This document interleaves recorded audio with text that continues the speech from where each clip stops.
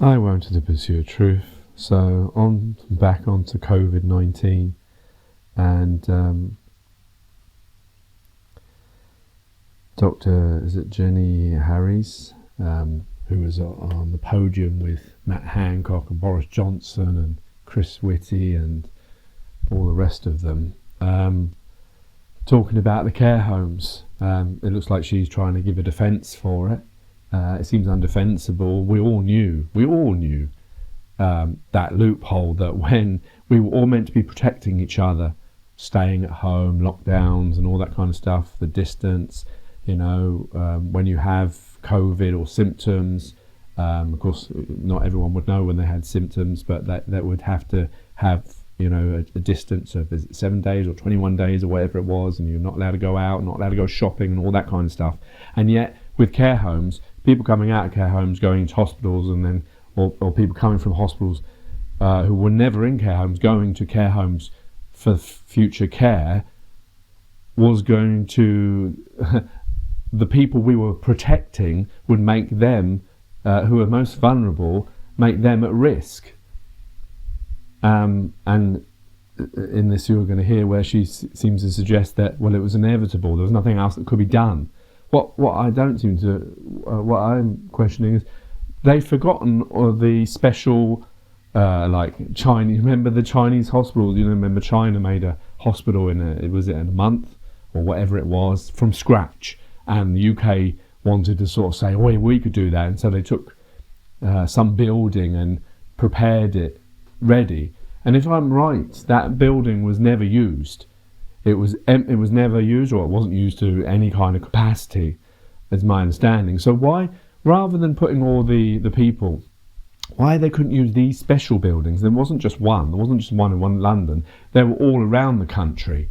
Why couldn't they have used those to as the people who were in hospital but were okay, but still had symptoms? I mean, I suppose the problem is they couldn't keep them in hospital, because once they knew they were okay, even though they still had symptoms, there was no reason for them to stay in. So they had to be released home. If they didn't have a home, maybe because they came from care homes, they couldn't be released back to the care home, which is what they did, because that would endanger everyone else and cause the problem. The whole problem was the whole reason why we did lockdown wasn't actually because they were trying to stop the disease, was actually because they wanted to maintain the hospital system, the NHS, because if it became overrun, then they'd have to decide who lives and dies, and it would be a lot worse. Whereas if they kept everyone as much at home and tried to minimise the spread or make it move around at different times, that would allow the NHS to survive, and us in general. So that what they should have done is all these buildings that they purposed that weren't being used for, like they could have used all sorts of buildings that weren't being used anymore because no one was allowed to use them. They could have been the place where we put the people that were from care homes into. And well, if China can make a whole building in a month, why can't we? One of the richest countries in the world. But we did make that building in I can't remember where it was, in London, where it was made, and lots of them around the country. So that would have been a better place, rather than sending them back to the care home, which you're creating the problem, because you're then taking the disease, which that it's there, and you're going to say, well, if they have certain condition, this, that and the other, maybe they were meant to ward off the area. But the problem is people moving around, and you can't put, it just seems like undefensible, but they're still trying to defend it. I assume she's still on the government payroll. Otherwise, if she wasn't on the government payroll, I'm sure there would be a completely different answer. And that's the problem with all these things. But anyway, I thought I'd share this with you because it seemed like, I don't know, it's just another example of where we fail humanity. And I believe Matt Hancock is tomorrow, so it's going to be even worse, I suspect. Now, the former Deputy Chief Medical Officer, Professor Dame Jenny Harries, has told the COVID inquiry that the government was warned that people with COVID would end up being discharged into care homes if cases soared and hospitals overflowed. The government has faced criticism over its handling of care homes during the pandemic, where thousands of people died from COVID. What is being discussed in these emails is discharging symptomatic COVID-19, quite possibly infectious COVID-19 patients into care homes. So just once again, Covid-19 positive patients, not symptomatic patients. This sounds awful. This is taking a very, very high-level view that says if we have this enormous explosion of cases in the population, as you see, there will have to be a national triage. And I think what I was trying to do was explain to Ross what the size of the problem might be. I don't think it had actually quite registered. The other thing I would just like to point out is there's a really critical point, and that comes through guidance as we go through, in her email, which is about my working assumption is we'd have to allow discharge to happen and have very strict infection control, and that is the critical point. Well, let's bring in our political correspondent, Tamara Cohen, who's outside the inquiry in central London. And Tamara, interesting what she's pointing out there. Did we know this before? Well, I think it comes across as a very stark admission from a very senior public health official in government. Jenny Harries, who of course a lot of people will be familiar with from those daily COVID press conferences at the start of the pandemic, receives an email from the Department of Health in mid-March saying, what should we do about people with COVID leaving hospital and going into care homes, that there is an ethical issue there, that the care homes and the families of residents are very concerned about the spread of the virus. And she replies, saying, unpalatable as it is, we will need to discharge them into residential care to free up beds. And she says this is simply the reality of the situation they faced or expected to face in the weeks after that date. Now, when she was questioned, Professor Harry said that it wasn't an invitation to send COVID positive people into care homes. It was simply that if the cases were going to spike in the way that had been predicted, they would have little other choice. But of course, as we heard at the time, thousands of people were to lose their lives. Many care homes were simply unprepared to have people quarantining in large numbers, and the spread of infection in some of them was very severe. We know the government were actually taken to the High Court last year about their care homes policy, and it was found to be unlawful. So I think big questions this sets up for Matt Hancock, the former Health Secretary, who's coming to the inquiry tomorrow. Of course, he promised that there would be a protective ring thrown around care homes, so much for him to discuss there. As for what else we've heard at the inquiry today, we heard from Sajid Javid, who was, of course, the Chancellor in the run-up to COVID and then returned the following year as Health Secretary. And he was talking about who was really in charge of the government during the COVID pandemic, and was pretty stark in his assessment that the person running the country was not the Prime Minister, Boris Johnson, but Dominic Cummings, who he said sought to act as a Prime Minister in all but name, and it was him and not the elected Prime Minister who was really making the decisions. This is what Mr. Javid told the inquiry this morning. It was clear that in Mr. Cummings, the Prime Minister had picked someone that he had decided to, for whatever reason, to trust with a huge amount of responsibility and power.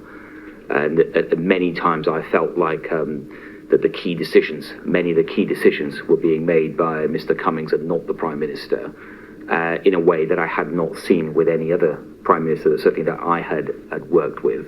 If there were situations where, in particular, if Mr. Cummings wanted something to happen or had a particular view on a policy or initiative, I would know about it, my team would know about it, and if I had an issue with that or wanted to question it or had a different opinion, it was hard to exclude, but also many times I could block it and stop it from happening, or at least delay it until I see the Prime Minister. And Sajid Javid said this was a dysfunctional government, and he had big concerns about the way it was run. We're going to hear this afternoon from Dominic Raab, who was the Deputy Prime Minister and of course stepped in to run the country when Boris Johnson was critically ill with COVID in April of that first year. Okay, tomorrow, thanks very much. Yeah, well, there you go. So it was a dysfunctional government. Oh, that's often... I don't know. What can we say? This is what happens when you don't pick the right person to lead. It's very important what choices are made. But the problem is when it comes to our democracy, that we believe that we're a democracy, and there's this great thing that is you have a choice of two people, usually, like I say, two old white people, and the choice is, what was the choice? Boris Johnson. Who was he up against? Was it Jeremy Corbyn? I think it was Jeremy Corbyn, was it? Although I think probably Jeremy Corbyn would have been a better choice than Boris Johnson, but there's other things that have come out about Jeremy Corbyn that are now question whether he would have been a good Prime Minister or not, if those are true. But I don't know. The problem is that's what I mean. The choice isn't that great, is it? We've got how many people in this country? 60 million, 70 million people. And the choice to lead the country is this person or this person. And the thing is, the pool of people that these come from they all go to school together, whether they're Labour, Conservative, Lib Dem, whatever. They all go to the same private schools, most of them. They all come from very wealthy, very connected families, and all know each other and the previous administrations, etc. So they all are on that same bubble and all have that same kind of understanding. And so therefore the changes that humanity needs, is not going to be met, because these people are all the same.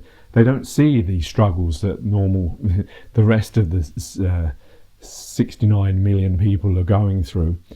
They see their lives, and that's why we see all the mistakes, all the decisions, all the corruption, all of it about money. And COVID was a great example. It looked like we were all going to get together, try and rally and find a cure.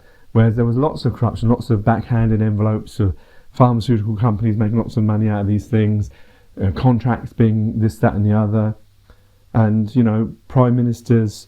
We've already been reported. He said Boris Johnson apparently said, "Let it rip." Let it rip through. COVID let it rip through. They've had a good innings. These people. It makes you wonder that whether they did really have concern for the elderly and the vulnerable people that we all, the actual people who stayed at home and did all the bits that they were asked to do, that had sincerity in their love for humanity and trying to do the right thing, but whether our leaders who partied and abused the rules that we weren't abusing, that they set, and that have said these things that now are coming out in this inquiry,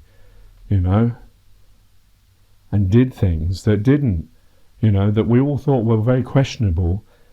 And now, of course, no one talks about Covid-19 despite it killing people every single day still. Because at the end of the day, what's more important than human beings is the economy, is keeping everything going.